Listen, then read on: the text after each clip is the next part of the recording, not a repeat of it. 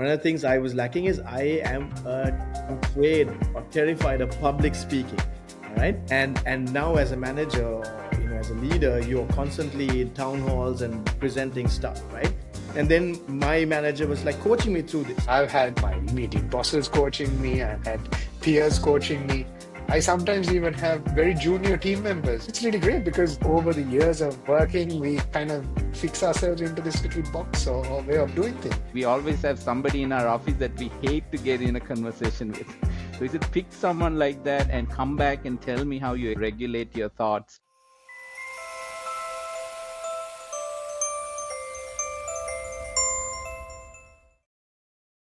Hello, everyone. Welcome to another episode of our Tech Chronicles podcast. Today's topic is all about coaching and coaching your teammates. We're going to talk a little bit about what is coaching and why do you need it.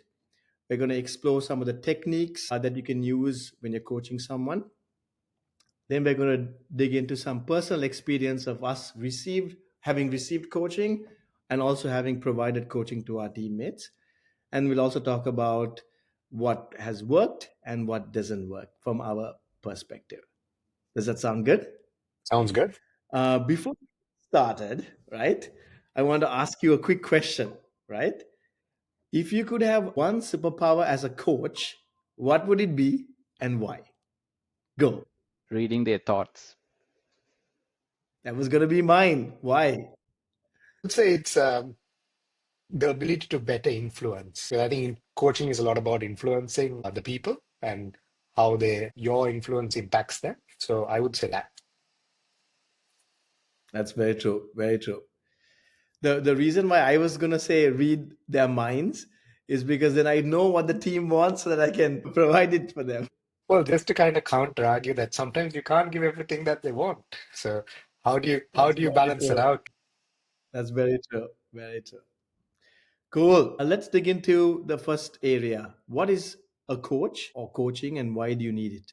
I think for me, when I first came into the IT industry, if I take, several years ago, uh, there were a few people who really influenced, right? So, the my immediate boss at the time, several others. I mean, they really helped and coached and guided, right? And gave you some like tips, life tips, mostly life tips to really get you on the path to success, right? And I believe that that is what gave me the really solid base to grow from there, right? So, I mean, at even to be running my own business at the age of 30, startup, all that, I still strongly believe that it was the coaching that was given and it was base that was set. And if you are able to really take um, that impact and let their coaching influence you, I believe that from there you can really you can build a character and build yourself up for success over the next decade, right? So when I came to started working when I was 22, but at the time that IT company we had some great leaders, who really kind of rallied around me, coached me, gave me opportunities, right? So they coached me and then said, "Hey, look, take on this responsibility." Right. So they got me ready to go to that next level. And that I think really catapulted my career over the years. And when I started doing, when I started doing my own startup, I would have been 28, 29 years. The experience that I got from this, the first job, the people who were there absolutely gave me a advantage. Sometimes managing difficult situations, sometimes managing difficult customers. I was never in a sales role, but had to play sales roles. So giving you the ability to adapt. So, so these are some of the areas I strongly believe that coaching, mentoring, and sometimes having good leaders can really support you on. I love what you said there, Hanta, and that's really nice to hear that you had a solid foundational coaching experience, right? And now you can relay that back to future generations too. I mean, not generations, but future employees too. For me personally, when I think of coaching, it's someone who supports, you mentioned all these words, supports, guides, and empowers you to achieve your goals, right? Not necessarily telling you what to do. That's like directing. It's someone, rather, it's more, asking questions and what's the right word? Unlocking your potential so that you build that confidence that you came up with these ideas along with a little bit of nudging and help so that you can take it to the next level, right? That is what coaching is. For me personally, I think when I started my career, I had a lot of people I looked up to and I wanted to emulate them. But I never had that person I could just go and talk to and like bounce ideas off and understand how to navigate, my career or stuff like that. I do that now. And I feel that was a gap I wish I had back then. But like you said, you need coaching at every point in your career, right? At every stage. I think it's important to draw clear distinction between certain things that are very overlapping, right? There is teaching, right? In a conventional manner, it's like you're teaching knowledge. Whereas if you take personal trainer, right? If you go to fitness, coaching is close to that. It's basically bringing your inner answers on your own than basically feeding you what you need to know. So I think it's more towards like personal trainer. Sometimes you have to be a therapist too to listen, right? And that's what I think is coaching. If you are a direct manager, sometimes coaching is not very efficient because you also draw their performance goals, right? So they will not open up to you with their vulnerabilities because that's important for coaching, right? Yeah. About the why part, I think we all go through some sort of imposter syndrome in our career, right? When we make a huge change, then we are kind of unsure as to what is our potential is, and we want somebody to tell us, okay, how to get there. There's a few more whys in my mind. I can go through a few and Nihant, you can plug in the gaps, right? So one is, to overcome blind spots, right? Sometimes you think you're like let's say from a software perspective, you're the best developer, but you struggle with time management or prioritization of tasks, so things like that. And someone external can, by talking to you, can realize, oh, okay, good, you got this side covered. For you to reach the next level, you need, these skills now, right? Perhaps another one is, uh, Ehanta, you mentioned this when navigating transitions from like an employee to a business owner, right? How do you navigate that landscape? What are the new skills you need to build? And similarly for myself personally, I went from a hands-on architect to now a manager, right? I need a lot of coaching, right, on how to start thinking about things, how do we solve problems, etc., right? So, and there's another a good one I feel where you need coaching is sometimes when you struggle to break through a plateau. Sometimes people go through phases where they feel they're stuck, right? And when you speak to a coach, sometimes they can bring back that excitement, that motivation, unlock that creativity to be able to, break through that and then hopefully get you to the next level.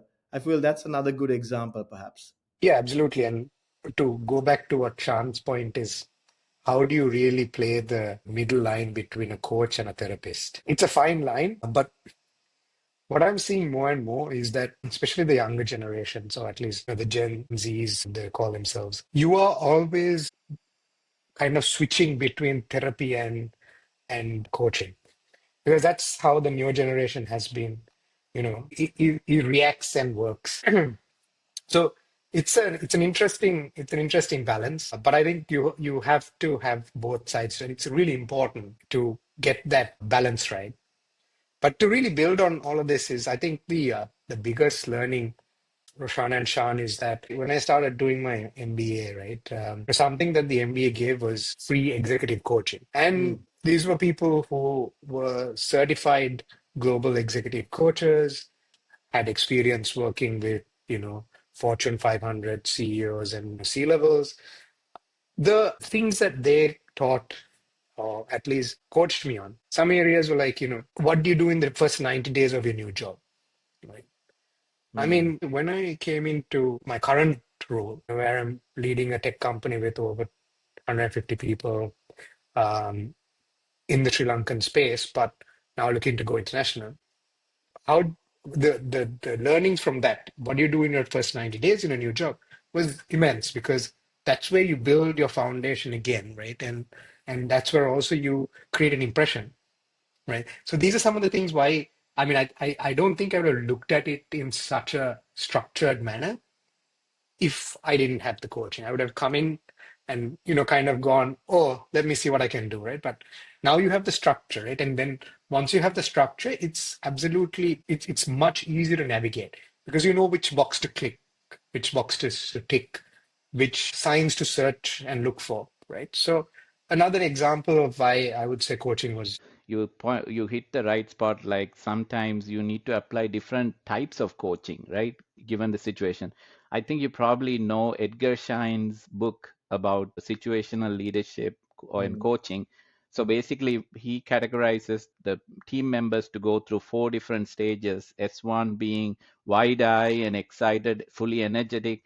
They just need direction. They don't even need to know why, right? So in that case, you basically give them what they need to do, no need to explain, and then they go into what they call, someone who has understood what it takes to do the job, which is a lot. Then the coach needs to be more supportive, and like that there is fourth one is like self or independent executor. So in that case you'll probably give more appreciation, moral support, things like that. So I think absolutely right. So we've naturally progressed to the next part of our discussion, which is like techniques that we would use if we were coaching someone, right? Or people listening, if they were to provide coaching, what kind of techniques, what things they should do to be a good coach? So for me, it's about asking the right questions and really listening, because I think at some point you are going to hire a person for their ability, or at least what you believe in their ability. And I feel that that empowerment has to be given, and you must believe in them. I think it's about building common, like, what's the guiding star? How do you really get to that, right? And just showing them, okay, that's where you want to get to. But listening, understanding their problems, giving them solutions to the areas that they have challenges in. Um, but it's, that's all part of the coaching techniques, right? And I think that's the sum of it. But sometimes what has also worked is, for me, is actually doing it and showing it, right? There are Hmm. some Hmm. people who come, and even today sometimes they kind of challenge you, right? Okay, look, can you get this done and show me, right? And then you just do it. And I think that, again, kind of really, what I find is that has a larger impact, because that is also saying here, just to make sure that I find that they kind of get, like, they get the vision and the empowerment to do something by breaking that, like what Roshan touched upon. It's like some people may have got plateaued, and they can't think, Hmm.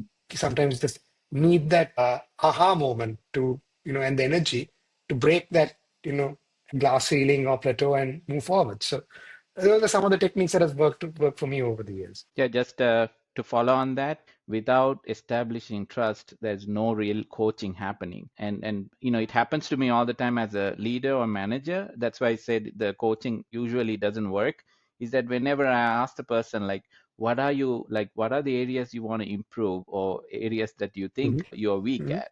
Is like they will not say anything. So one of the technique is that I use all the time is self-deprecating myself. Like say, I went through such a phase and this is how I came out of it, and try to bring them to a spot where they can share their vulnerabilities. The other one is I use is humble inquiry. Is like instead of telling them, hey, why not do that? Instead of asking like that, you can say, have you thought about going this approach? Have you tried this part? Like more like humble inquiry as opposed to more direct instruction. All very good points, both of you. I'm just going to echo that. What has worked for me is, if someone comes to me, is one is definitely establishing trust, because otherwise nothing happens, right? But then when you are trying to help someone, what helps is I try to ask open-ended questions like, okay, we've thought about this. What could be a better approach? Like, let's think of it together. Or you ask like probing questions like, oh, okay, this sounds really good. Now, what are the risks that are involved in this solution? Something like that. So together, we are just, we're like brainstorming, right? And I'm just asking the questions, and this person is now thinking out aloud of various different things, and hopefully we come up with something really good, right? That's one. Another thing, Ehant, you also touched upon this slightly, was also goals, right? So once we establish that relationship, that you are coaching someone, it's nice to have like little mini goals. Okay, and these are goal setting is also a little bit an art, right? I try to follow this thing called the SMART system: the specific, measurable, achievable, relevant, and time bound. So, in this quarter, we are going to get better at conflict resolution, right? And then we work on it, and then we reflect at the end of the quarter whether we've gotten where we want to get to, and then we come up with another goal for the next time period or something like that. So it's like a journey that you go on together, right? So those things work. Yeah. Anything To else? really add to that, Roshan, on some of the points that you said. So goal setting, absolutely. And we have also started using things like OKRs for it. I think that also Mm, has, which also kind of aligns mm, with the SMART principle of goal setting, right? But to really build on the area of you saying that asking open-ended questions. So something that this year we have planned to practice is co-creating our visions and co-creating what mm, mm. so that way how do you get everybody involved in that, but also that's also a method of, in a sense, I see it as, in a sense, asking the right questions, getting the ideas to kind of come in, be brought out by themselves, and you essentially are creating their vision and then also the vision of what they feel for the company, right? So I strongly feel that that's absolutely a critical way of doing this. Let's spin this around. Let's say I'm a person who wants coaching, right? What is my approach? How do I find a coach? What advice would you give me? You already have an upper hand because not many people seek coaching, right? Exactly. So I think it's important that you approach the right candidate to be your coach, because in my experience, a lot of software engineers prefer to choose senior software engineers, tech lead, but I actually asked them to choose someone who is not even in the tech industry, just to get a different perspective. But if you're starting off new, I think it's fair to expect someone who is more technical to be a coach. Well, for me, I totally agree. I would prefer someone who's not in my immediate circle, right? To your point, right? Yeah.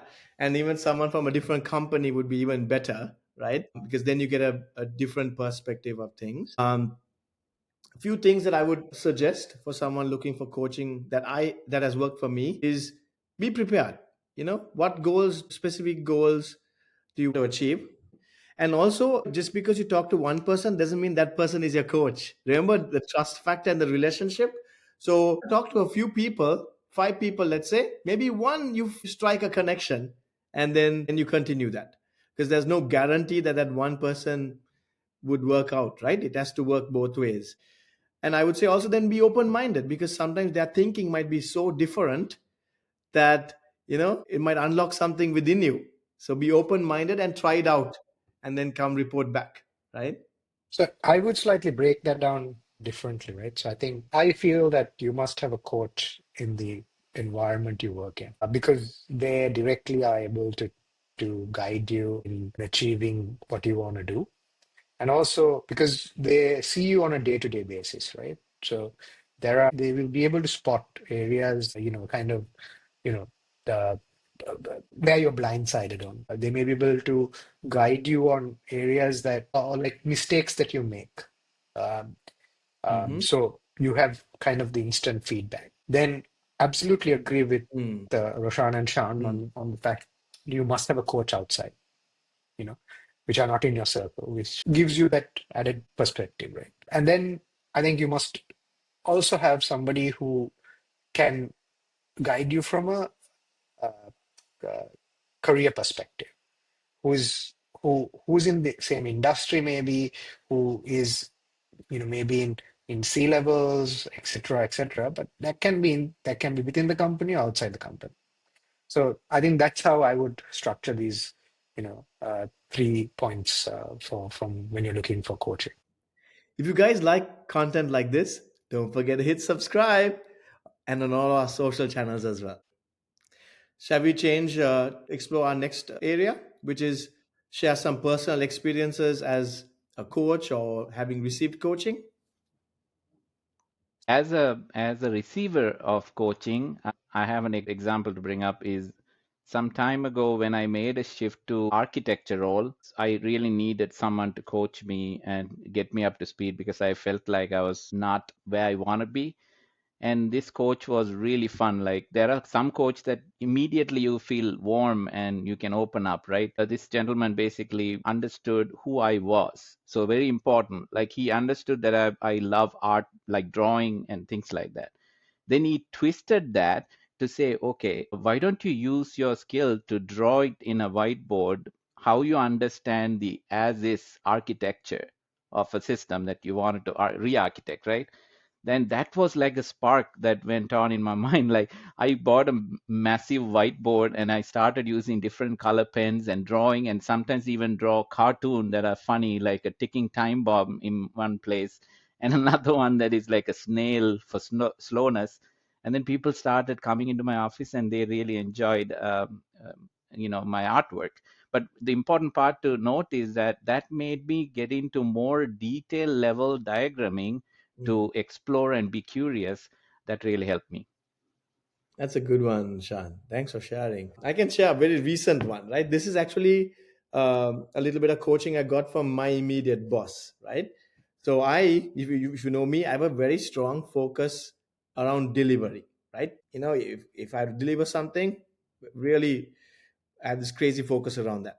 But my boss gave me a interesting challenge. He gave me a challenge to like improve the operational aspect of one a part of our business. Okay, not so interesting to me at the time, right? And from the for list, if we were to put a list of things that I want to get done, is probably the lowest. Okay, and he left me alone, and so I tried to do it my way. And my way was, I was like, okay, hey, focus on delivery. And then in my free time, I didn't want to burden anyone else. I tried to tackle this operational aspect, and this operational aspect was to get like 6 different teams to do a particular thing. So what happened was, after about a couple of weeks, we chatted again, and nothing happened.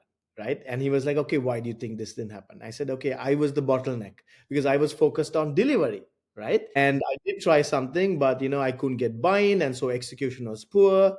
Fine. So then he started asking me questions like, okay, so if you were the bottleneck, if this was a project, what would you do differently? I said, maybe I would form a little tech team, right? To do this. He's like, okay, why don't you do that, right? And like he made me think differently about this task. And so what I did was, I strategically formed a 5-member team, a representative from each of the different teams, right? And together we came up with an idea of how we're going to execute this. So it's like taking a big problem, breaking it down Smart. into small parts, and handing each person a piece of it. And within like a week and a half, we were able to operationalize it, and it just took off. So I was able to knock that off, but I also learned something about myself, that, okay, hey, I can do these things as well, and this is how, right? So that was, I think, a very interesting, important lesson for myself. That's a great, I think, considering how recent it is, Roshan, I think, I guess even, furthermore you go in your career, you still require that constant feedback and all that. And, you know, so for me, I think this year, I would say, from a professional perspective, in certain instances, have been one of the hardest, right? I've had uh, you know, quite a lot of things that I needed to realign in the company and all that. And the some of the feedback, the board, I mean, I directly report to the board, right? Some of the feedback that they've given me maybe not necessarily coaching, but I think those are areas that you have to take as coaching, right? Yeah. Because your boards will be very direct to you, right? But there is obviously there are areas that you require to change in. There are areas you require to improve in. Certain things that you decisions that you may have taken. Uh, you know, how do you really align everybody for it? How do you get the buy-in? So these are feedbacks that I think I've got. And if that, I mean, going back to a recent example, I mean, this was in the last, I would say, 6 months, right?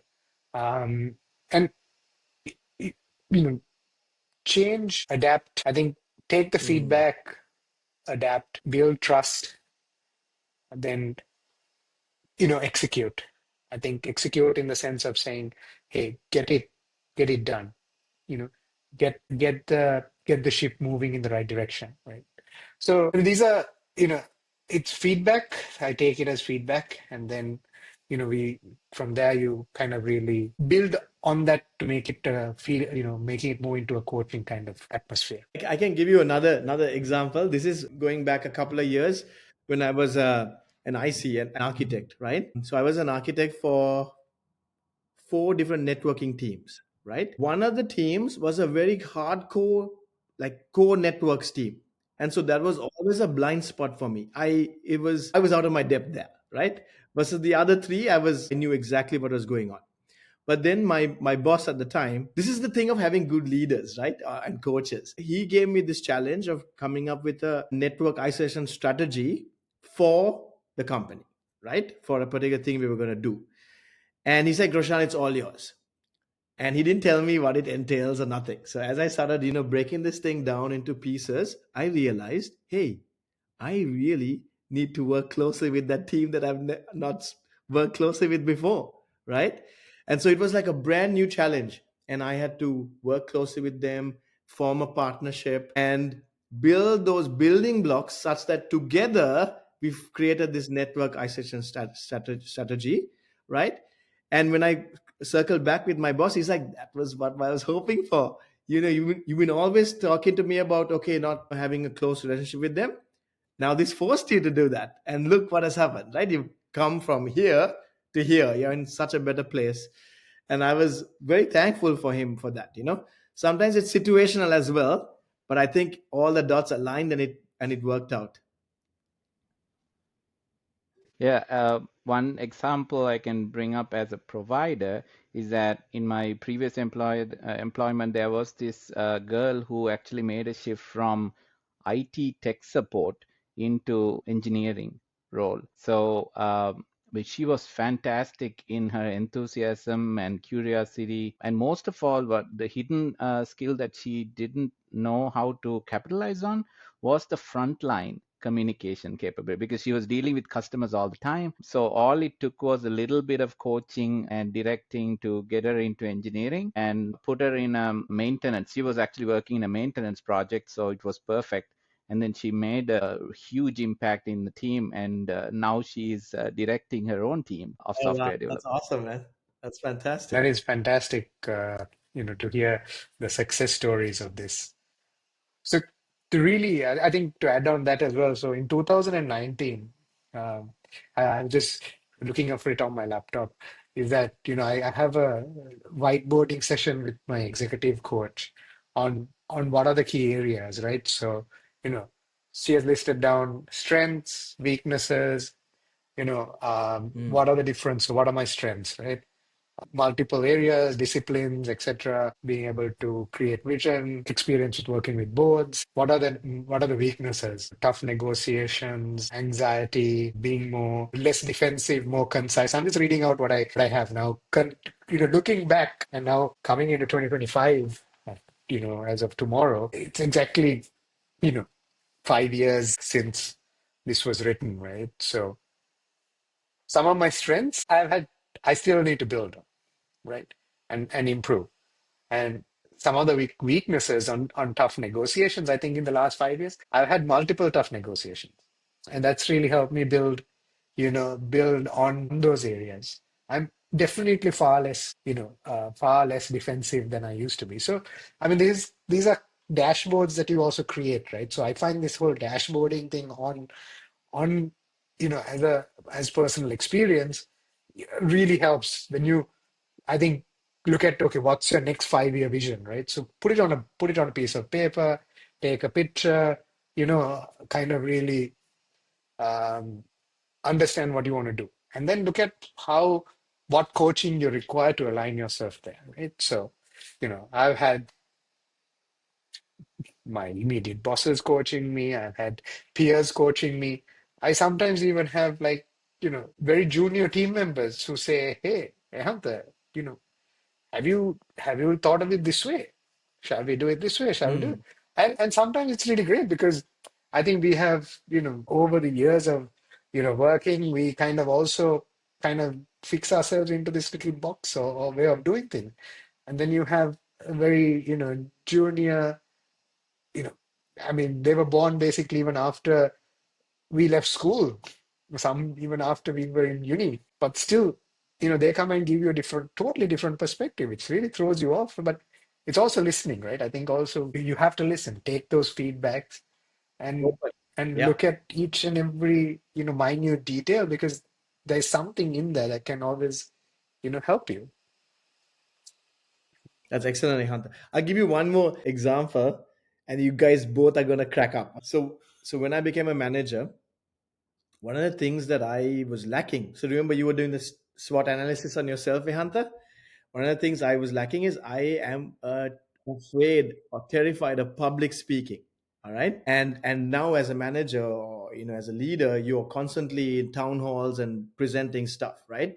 And I first started trying to script what I'm going to say, and I read it word for word, and that was so bad, non-authentic. It was terrible. And then my manager was like coaching me through this. He's like, okay, maybe start with something you're comfortable with, just write down points and just do as many as you can.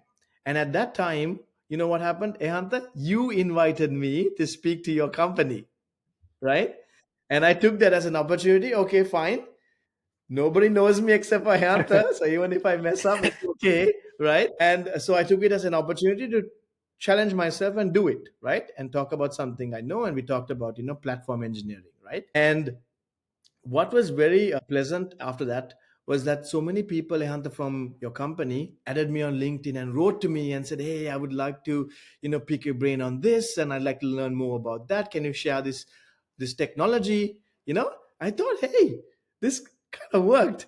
And so that's how I brought up this idea to start this podcast, right? So that we have this safe space of talking amongst friends, but we're also talking to everyone, right? And so you're like training yourself to think a few steps ahead, try and be articulate about your ideas and get better at this public speaking. So this is kind of a full circle moment for me here. It was incredibly useful example here. Like one of the weaknesses that I had was I'm a terrible receiver of negative feedback, right? I start sweating in my palm, like I get into more defensive mode, and words don't come out. So one of these coach introduced me to the concept of oxytocin and cortisol Mhm. in your brain, right? When you receive pleasantries, then you release oxytocin. But if you receive insult or negative things, then you get into adrenaline rush, and then that'll basically kill your thought process. So, and then I looked deeper into it, and then he basically wanted me to pick someone that you hate talking with, right? Like we always have, right? We always have somebody in our office that we hate to get in a conversation with. So he said, pick someone like that and come back and tell me how you experience, how do you regulate your thoughts. This happened about 3 years ago. After that, I actually voluntarily reach out to people who have disagreements with me and have a one-on-one as a thought experiment to see how I handle it. So it's a huge pivotal moment to me. Nice one. And that Yeah. is critical. I struggle with the same thing. How do you really have that? And but what I've also learned over the years is, Sean, is listening, and listening calmly, showing emotion in a way that they believe that you're listening, and there's trust that it's getting built over it, and that you're willing to change based on that feedback. So I've had, I mean, multiple, even C team members coming and having these conversations with me, right? We had a terrible year last year, right? Financially. So that finished up in April, right? Then, we had a lot of changes coming. People were not happy. People were not, given bonuses, et cetera. And, there was a lot of feedback that was directed at me, right? And, Mm. senior team members leaving, etc. So that was tough. Those were some of the toughest conversations that I've had. But you have to listen to it, and then you have to change the way. There are certain things that you can change, certain things that you need to manage, right? And certain things that you have to keep at the back of your mind, but obviously you can't change it, right? So categorize it into those three areas, and then once I did that, um, you know, I like you. I don't know. Maybe it's not the case, but uh, I have a bad anxiety problem. So when people start giving me bad, or tough feedback, my anxiety part kicks in, right? And but you have to kind of put all of that aside and really take this in an objective manner. And once you start doing that, changing it into objectives, breaking it down, like Roshan said earlier, I found that those areas, then you get absolute clarity in what you want to do and how you want to achieve it. Yeah. Hey, thanks for Absolutely. sharing that. Appreciate. These are really good, real examples. Um, do we want to talk a little bit about techniques that don't work with coaching, that has not worked with us, or we've tried and it didn't work? It's a bit tough, Roshan. No, sorry, at least I will find it a bit tough because I think the vast variety of people that we deal with, you're going to have something that is going to work on somebody and something that's not going to work on somebody. So Very true. it's Very it's a matter of having an arsenal of all these different techniques. You got to kind of really try. You can always bucket these techniques into, you know, type A, type X person requires this kind of, type Z requires like this, type, you know, um, somebody requires but you can't bundle it. Humans are humans. They need personalization, right? And I think you have to have a repertoire of different techniques and use them. And at some point, you are going to get a pushback, and then okay, oh, it's not worked. You're going to get that pushback coming through. So that's my thought process on it. I was going to say the same, like start off saying that it's not one size fits all for everyone. We need to find what works. But there are some things that are absolute no-no, in my opinion, is that having a coaching session doesn't mean that we have to talk about ourselves most of the time, right? Sometimes overdoing your personal experiences is kind of off-putting, right, for the other person. I agree with that. Actually, you're right. That having that arsenal is very important because everyone is different and are motivated differently, right? Okay, maybe we can wrap up there. This is a fun conversation with a lot of good examples. I hope everyone found it useful. To summarize, I think we talked about what is coaching and why is it so important. Then we went into some of the techniques that we personally employed in the past. And then we also shared our personal experience, both as a coach and also from a receiving end. And then finally, we touched on what not to do as part of coaching. All right. See you in the next episode.